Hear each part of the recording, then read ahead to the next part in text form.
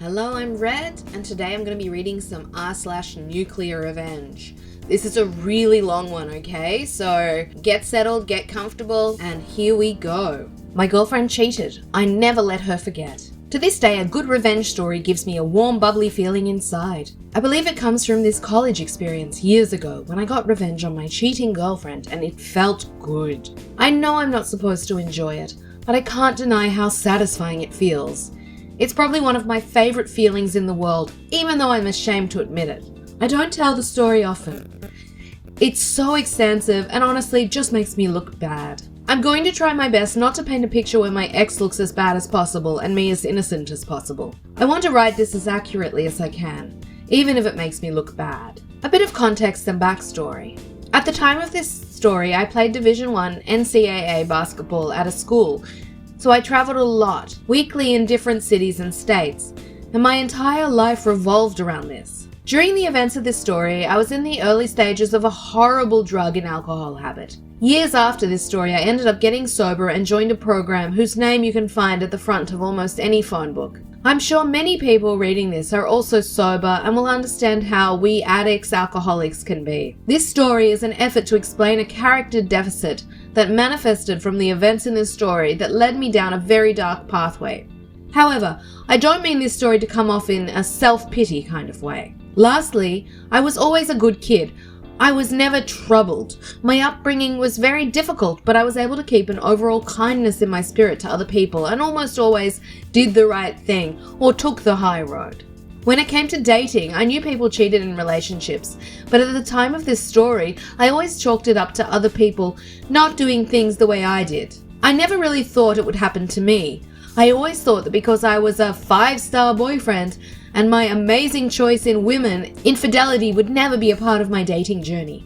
I was naive. I really thought highly of myself and also had a real arrogance, like any guy in his early 20s, I guess. The build-up. I was in my junior year in university. I'd been single for about a year after me and my high school girlfriend finally broke up after 3 years. I checked that relationship off as my learning experience, and I now knew what to look for in my next girlfriend. The next woman I chose to have a relationship with, I would most likely marry and start my future with. I know, I was young and dumb and I thought I knew everything, lol. I had my eye on this girl at my school. We'll call her Lisa. I saw Lisa around the college athletic facility, university teams, training grounds and locker rooms. Lisa ran for the track team and was damn good. The various athletic teams often had parties, and I knew that the first one I saw her at, I would introduce myself and try to chat her up a bit and see where it led. Soon enough, I see Lisa at one of these parties and we pass each other on the stairs. We make eye contact and she smiles at me. I sparked a conversation with her, and after going back and forth a bit, we exchanged numbers. We began the classic American style of flirting, where we constantly just hint things back and forth indirectly.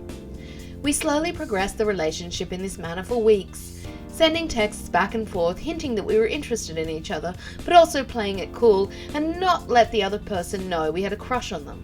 At the time, she was on a break with her current boyfriend, who was a popular player on the football team. She ended up leaving him completely to date me. This should have been a red flag, obviously, but remember, I had severe hubris. At the time, her leaving him to date me just gave me a superiority complex. I was playing good in sport, and if she was willing to leave this guy for me, then she will never leave me for another guy. Lamau, I was an effing idiot. I can't express how much I was into Lisa. I was addictively attracted to her and had that weird feeling of, I can't believe my crush is actually into me too. I really was so drowned and blinded in my crush on her, I missed so many red flags, but our relationship began progressing really fast. Because of this, I didn't really do a proper inventory on why I liked her so much. Fast forward like 8 months later. We're together officially. Lisa has her own athlete's dorm room, but I was a couple of years older than her and was working during the summers full-time and part-time during the school season and had my own apartment near campus. And Lisa was basically living with me. She would even stay there when I was out of town, which was like 3 or 4 days of every week because we were in a season and the team was flying all over the country. Me and Lisa were deeply in love regardless. At the end of the season, I had planned 2 massive back-to-back parties. One was for my teammate's birthday, Friday night, and then my birthday, Saturday night. They just happened to be one day after the other and luckily landed on a Friday and Saturday night. Me and Lisa got drunk Friday night and had some unprotected sex. Lisa kept a period tracking calendar app on her phone. She was asleep and I drunkenly remembered she always marked down her calendar when we had unprotected sex, so she knew if she should be worried if she missed her period. She missed her period often because she was an athlete. My inebriated brain thought she should put it in her calendar now because we would forget the next day since we were so messed up. So I woke her up and said, "Can you put that in the calendar that we had unprotected sex?" At this point it was like 5 a.m. and we were that 5 a.m. kind of drunk where you're mostly just tired. She unlocked her phone and opened the app. Before she could even do it, she fell back asleep. So I took the phone while it was still unlocked and proceeded to try and figure out how to put it in her calendar myself. Side note, through our entire relationship, Lisa went through my computer and phone constantly. She was very insecure and always had her suspicions. I didn't care that she was doing this all the time. She never found anything because I never did shady stuff ever. Again, looking back at this, it's obviously a red flag I missed. Remember, I thought this girl would never cheat on me. So this wasn't one of those stories where I went through her phone looking for something and subsequently finding it. In this case, I was innocently trying to navigate this damn period calendar while I was drunk, and I was not suspicious at all. When I looked at the period calendar app on Lisa's phone, I saw all kinds of little markers on different days of each month. Each marker was a different color, so I opened one to see what the color coding meant. I saw that red was obviously symboling her period, and then there were also black markers that showed when she had unprotected sex. This is when my heart sank into my stomach. This effing calendar was peppered with black markers. It looked like a checkerboard with only a handful of red pieces left and all the effing black ones. There was black markers on dates that I was in a different city playing basketball. I proceeded to open all of the black markers going back for our entire relationship. We did not have unprotected sex very often. Maybe once or twice a month. She had written the names of the guys she had unprotected sex with in the notes section of the black markers. There was a total of 4 guys throughout the entirety of our relationship. Some months there was almost dozens of these effing black markers. Sometimes there were 2 in one day. Looking back on this, I wonder if there were more unlisted men that I didn't see because she clearly only kept track of the guys and times she had unprotected sex. In almost every story I hear of infidelity involves the discovery of text message, being informed by a friend, or the classic coming home early and catching your partner red-handed. I, on the other hand, discovered an effing well-documented ledger of almost every time she cheated and had unprotected sex. Amongst the 4 guys I discovered, one of them was her ex that she originally left to date me. Cheating on me with him was a common occurrence. There was some other unknown guy that she was also clearly sleeping with regularly. The last 2 fellas looked to be just a one-time thing, but again, like I said, these markers were just the times she had sex without a condom. So, who knows what the true story was there? I sobered up real quick. I proceeded to look through Lisa's texts and calls and found nothing. However, at that time, Android phones had a folder where you could see deleted texts, but not the contents of the messages. She had thousands of deleted texts and calls, but I couldn't see what they said. But I saw the numbers and did a quick Facebook search and matched one with her ex, in addition to something like half a dozen other random dudes. The worst part was I found 2 of my teammates. One guy I was actually pretty close with. I just put the phone down after a few minutes. The evidence was overwhelming. The more I looked at the phone, the more my insides began to hurt. I felt so defeated. I can't fully describe the feeling, but I'm sure anyone reading this that caught a significant other cheating knows what I'm talking about. I felt so stupid for trusting her and having no suspicions of her. I couldn't stop thinking about how I regretted all the times I had an opportunity to cheat and remain faithful to Lisa. I felt like an idiot for not cheating on her when I could have. My loyalty felt like a waste. I know it sounds ridiculous and irrelevant to the fact that she was unfaithful. I think I obsessed over that because if I had cheated as well, I wouldn't have hurt so much in that moment. All I could think about was how much I was hurt. I would do anything not to feel the pain and embarrassment anymore. Question: am I the only one who thought this way after catching their partner cheating? I proceeded to leave my apartment and go for a long walk. I had never felt the emotions that were coming up and didn't know how to process them. My ego felt like it was literally dismantled in front of me.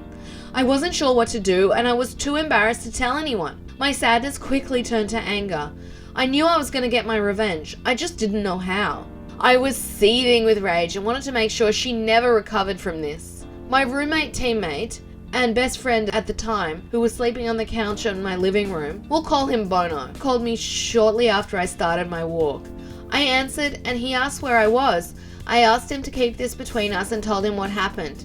I head back home and me and Bono go over what had happened. Things don't get sappy because we're both complete alpha males who both come from cultures where men don't cry, and neither of us really knew what to say or do in this situation. He makes his best attempt to comfort me and says, "Tonight is your birthday. We're gonna get effed up and find you some chicks." F her, I never liked her anyway. Oh yeah, this day was my birthday. Forgot about that part. Me and Bono go out for breakfast. I'm still a little drunk. My phone is blowing up with calls and texts from Lisa. I tell her I saw everything on her phone and I can't stand to speak with her or look at her. She keeps trying to convince me to let her come to my birthday party, and I make it clear that I don't want her there. She clearly was concerned about exactly what Bono suggested to me earlier when me and him chatted. Lisa's entire reputation and popularity revolved around the fact that she was dating me. I think most people didn't like her in the first place but put up with her because we were together. She knew that if I acted single at my birthday party and she didn't show up, everyone would know something was askew. I think Lisa was more worried about being embarrassed than our relationship. I don't remember much of what happened that night, but one of my friends sent me a little package for my birthday from California filled with some mind-altering substances. And I proceeded to do a glorious swan dive into intoxicated oblivion. All I remember is sitting on my chair at the pre-game for my party. There was 2 girls sitting on the arms of the chair, and I still have a photo of that moment, and I remember it vividly. We were preparing to head out. I had a few tables downtown at a popular nightclub. The booze and the drugs were the only things that made me feel normal. I had my sunglasses on and clearly had that happy, loaded grin on my face. The longer you look at the photo of me on that chair, you can tell I'm hiding a huge amount of hurt. Sitting on that chair, the cocktail of drugs start to take effect. This was the first time I had ever used substances not to party but to feel better, to make me feel normal. I remember thinking, I want to feel this way for the rest of my life. I am never going to hurt like that ever again. With drugs I have control and no one can hurt me again. Oh, how ironic that that turns out to be years down the line. I told my teammates and friends that me and Lisa were done when they asked why she wasn't at the party. I didn't tell them why though. I also didn't show them that I was affected by it in any way and just played it cool.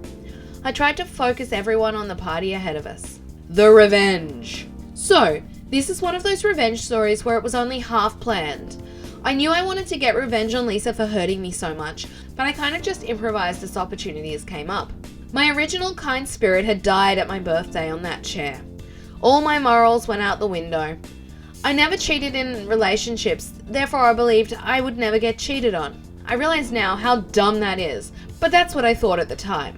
I didn't care what collateral damage I caused as long as my mission to hurt Lisa as much as possible was accomplished. So I continued every day of my life with this new selfish mindset. I was sitting at my computer later that next week skimming Facebook when I saw the profile of one of her track teammates on my feed.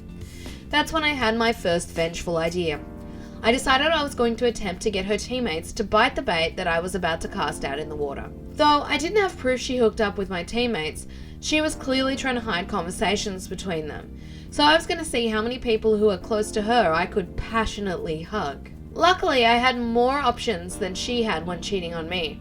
A women's track team is much larger than a men's basketball team, also much better looking. Lisa's teammate I originally spotted on my Facebook had a boyfriend, but I thought, clearly everyone cheats, let's see if it's true. I proceeded to do the little flirty social media dance with her.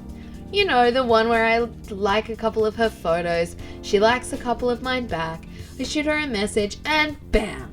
She's at my house in my bed about a week later. I proceed to do something similar to other teammates of hers. All on her 4x4 relay team, coincidentally. 2 of the 3 girls I passionately hugged had boyfriends and subsequently cheated on them with me, which gave me some real mixed emotions. It stroked my broken ego and also made me bitter and sad, giving me one of those women ain't crap, none of them are loyal attitudes. This is such a typical story of while fighting monsters, I became a monster. This actually became my go-to strategy because it accomplished two things in my messed up mind. It exposed the cheater, but more importantly, if they were willing to cheat on their boyfriends, they would A, be more secretive about it, which meant the drama that would ensue when it came out would be elevated, and B, it made me feel better about Lisa cheating because it proved it wasn't me that was the problem, it was women that were the problem. I know it's messed up, but that's what I thought back then. I started to collect something from every girl I hooked up with, like a bra, a pair of panties, or some jewelry, etc. Not for some creepy reason, but this is important later as it was part of my plan. Sometimes I didn't even have to try. One girl left a pair of very distinguishable shoes. I knew Lisa would know whose shoes they were. They belonged to the girl that Lisa's ex-boyfriend rebounded with after Lisa broke up with him, which highly upset her because it was her friend. Now it would upset her more because that same girl slept with both of her ex-boyfriends. I especially tried to collect items if it was something that I knew Lisa could distinguish, like a sweater from the women's track team with her teammate's name on it. After some time, I had collected a boatload of stuff. After a couple of months or so, one of Lisa's teammates' boyfriends found out about me and his girlfriend, and it started a big, beautiful, dramatic explosion of events with her and her teammates. This led to all of them finding out about one another's promiscuity. The drama was massive. Even their coaches had to get involved, it got so bad. This made me feel so powerful in such an evil yet satisfying way. I fell in love with the destruction I was causing. The most awesome part about all of it was that same week, the athletics PR team had put massive posters of me all over campus promoting the next game. They were everywhere. Some of the posters took up the entire sides of buildings. So Lisa and her friends had to see me all over campus every day while this drama was erupting all around them. I felt like a triumphant dictator. It was glorious and pathetic at the same time. Their coach even proceeded to have a serious meeting with the compliance department and my team's coaches. My coaches literally laughed at her saying, "This seems to be like an internal issue, but OP hasn't done anything illegal or broken any school policy, so there's nothing we can do." This infuriated the women's track coach. Their team had fallen apart. Their national ranking began to plummet. Then Lisa's coach even got in trouble for being caught tearing down some of the smaller posters of me on campus in raging temper tantrum. I loved all of it. I continued to add fuel to the fire, posting photos of me with girls, smiling, being happy every chance I could on Facebook and Instagram. But under it all, I was bitter. I was so deep in my new mindset, I had already forgotten the kind-hearted, naive kid I used to be. I hated my old self because I let some girl emasculate me. I was so full of self-pity. Looking back on it, it's depressing. No one really knew though because I played the cool guy attitude in front of people. There was even a girl on campus on one of the sports teams who claimed that she was pregnant with my kid after I pretended to like her the same way I did with all of the other girls on Lisa's team. And as soon as we passionately hugged, I moved on. It's a long story, but it turned out she wasn't pregnant, but the news or press that came from that further dug the knife deep into Lisa's side. I left a trail of women I deceived and relationships I destroyed. I feel bad now, but at the time I didn't care because they were equally at fault in my eyes since they were cheating on their boyfriends or sleeping with their friend's ex. Quickly girls became wary of me. Plus I was running out of potential targets. I was an awful human being then, the way I was thinking. And I was going after girls that weren't even friends or on the track team with Lisa, but were just around her in daily life. For example, her classmates and as well as her own family. I even flirted with her sister who was married with a kid, and I almost succeeded. She was down, but her and Lisa's dad found out about it and stepped in to put a stop to it all before we could do anything. Her sister was ostracized as the news spread within the family. I wanted Lisa to know I was everywhere and constantly remind her how she effed up. In my eyes, this was all her fault, and she unleashed this fury of chaos upon herself. She should never have effed with me like that. Lisa had to take an extended medical leave because of the depression and mental health issues she was experiencing from the whole situation. She was becoming suicidal. She even had to go on medication and lost tons of weight. She began to look extremely unhealthy. The whole mess was torturing her, and the more she hurt, the better I felt. At this point, I'd already inflicted more damage than she did to me, but I'd become addicted to the feeling of power. I spent zero time processing my own emotions or moving on from what happened. All I wanted was more revenge and I couldn't stop. After weeks of ignoring Lisa's texts and calls, she finally gets a hold of me by showing up to my apartment unannounced late at night. She was there to pick up some stuff she left from when she lived there to take home. She was actually a local and her parents lived close by. She was still on her medical leave and no longer staying on campus, but rather with her parents. I told her I would bring the stuff to her parents' house that weekend, but I couldn't let her in because I had company. Which I did, but it wasn't one of her teammates or friends, unfortunately. I then take all the items I'd collected from all the girls over the weeks. There was probably like 8 or 9 things from different girls, including her teammates, and threw their belongings in along with Lisa's stuff into big black trash bags. I took the bags to her house and then called Lisa's dad. I told him I left her stuff on the porch and to inform his demon daughter. Me and Lisa's dad actually really got along, and even he took my side after Lisa and I broke up. But after all these events transpired, he obviously had a negative opinion of me. 15 minutes after I get off the phone with Lisa's dad, I get a call from Lisa. I answer because I want to hear her reaction to having all those other girls' stuff mixed in with hers. She was sobbing uncontrollably. It sounded like that half crying, half mumbling thing people do when they're hysterical. She wasn't even angry, just desperately begging me to stop my tyranny. I just smiled and baked in the glory of hearing her hurt. I responded, "Why were there other guys in our relationship? You mixed them into our relationship like I mixed other girls' stuff into your stuff. It's a perfect little ironic metaphor." I thought it sounded cool at the time, and I was real proud of myself. I later found out from one of Lisa's friends, who knew she was cheating on me during our relationship, that Lisa was convinced I was the one cheating on her because I was always out of town. This doesn't make any sense because I was out of town because of basketball, a very legit excuse, not just randomly on my own accord. You could literally see my schedule on the school's website. I kept in contact with her constantly when I was gone, but obviously when I had practice or team meetings, I couldn't be on my phone. But she didn't have the logic in her brain to figure this out, I guess. I assume it's just an excuse she made to protect her insecurities about the whole fiasco, or to keep face with people who knew she was cheating. Months go by. Lisa comes back to school from her medical leave and we bump into each other at the physical therapy center in our athletic facility building. I see this as yet another opportunity. It had been a while since I did something that hurt her, and I was still hungry for more vengeance. I proceeded to pretend like I wanted to rekindle things with her. She is cautious at first, but eventually bites after about a week. We start to mend our relationship. We proceed for about a month, but I wouldn't call this a relationship. I forbid her to have any male friends, nor is she allowed to go out and party with her girlfriends. I also need full access to all her accounts and her location at all times. It was more like a hostage situation. It gave me a sense of control. Meanwhile, I'm not being faithful at all. This was my plan all along. Finally, she finds out about me sleeping with a girl in one of her classes and we have a nasty breakup. I told her that she literally knows what it felt like to be me when we last dated. Yet again, I felt triumphant. It was just another chance to hurt her, and I did. After this, we don't speak for years. I graduate university and move to Central America. She messages me while I'm there about a year after I moved, and about 2 years after we last spoke.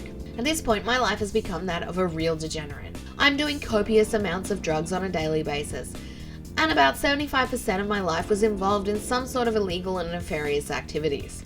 But I still blame her for me becoming the dark soul that I was and taking no responsibility for the bitter, immoral nature. I hadn't had another relationship since her and always had trouble because I couldn't trust a woman in any capacity anymore. Even after years had passed, I saw this instance of her messaging me as yet another opportunity to hurt her. We began to talk as friends and even getting flirty with each other over Facebook Messenger. Mind you, there's literally many countries, states, and an ocean between us at this point. I was planning a trip back to my old university to visit some friends. However, what I told her was different. I explained to her I was moving back to the city for a new job I was just offered. We decided to meet up when I got back and see if there's anything worth saving between us. I had put on my best acting hat and tried to seem like I've put our past behind us. However, I'm just as vengeful now as I was years ago. She's finishing up her last year of university and I make the trip back to the USA. I meet Lisa in a coffee shop when I arrive. We spend the entire night together. From her point of view, it really looks like we've moved past our differences and what happened. We could actually work things out. However, I'm not moving back, obviously, like I told her. I only stay 2 nights. She doesn't know this. After hooking up with her a few times and spending 2 days together without mentioning anything to her about me leaving, I packed my things and get back on the plane to Central America. I blocked her on all my social media and communication outlets.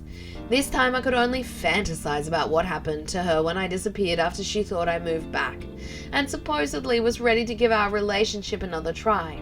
This time, however, it wasn't as satisfying as my previous plots of revenge. My drug habit and lifestyle only got worse every year. 3 years later, I was hospitalized and almost died because of my extended drug use. I was never sober a full 24 hours after that day I went through that effing period calendar. Looking back, as much pain as I might have caused her with my vengeful life, my new identity that consumed my old one was so tainted with dark spirit at heart. I think I honestly did more harm to myself with my actions and led me down the road where I had no morals anymore. As much pain as I might have caused her with my vengeful life, my new identity that consumed my old one was so tainted with dark spirit at heart. I think I honestly did more harm to myself with my actions and led me down the road where I had no morals anymore. Though I spent the entirety of this story telling everyone of how I kept getting revenge on my ex for cheating on me, as satisfying as it was, I wish I would have spent an equal amount of energy healing myself from the incident. If anyone reading this is experiencing the pain that comes with cheating, a good revenge story can bring you some satisfaction. But I hope you don't make the same mistake I did. Rather spend more time healing yourself from hurt and moving past it. The revenge won't heal you. It will be a separate journey, but could distract you from putting yourself back together. Luckily, I got sober and am now sober 4+ years. I even had another girlfriend of 2 years cheat on me before I got sober, but this time I didn't take revenge. I spent my time healing. I changed and only focused on myself, and that was way more satisfying than the revenge I got on Lisa for cheating on me. Now I'm married almost 2 years to a woman who is sober, and man, do I have a good life. I have a dream job and a dream marriage. Thank you everyone who read this. Sorry if it wasn't well written. I never write like this, but I've never told the full story in detail before and I got a lot out of writing it. Mostly what I hope to get from this is to share my experiences doing horrible things, but feeling an immense satisfying feel from it where it's almost addictive, and morphing from generally a good person into a relatively dark evil one. Obviously, people have dark moments, but I feel like my personality and psyche has never been the same since that experience. Well done for making it through that story. It was a long one, but well worth it. Please leave a comment if you made it all the way to the end. I'd love to know what you thought of the story. This was r/NuclearRevenge, read by me, Red. Please give the video a like and subscribe, and I'll see you tomorrow. Thanks so much.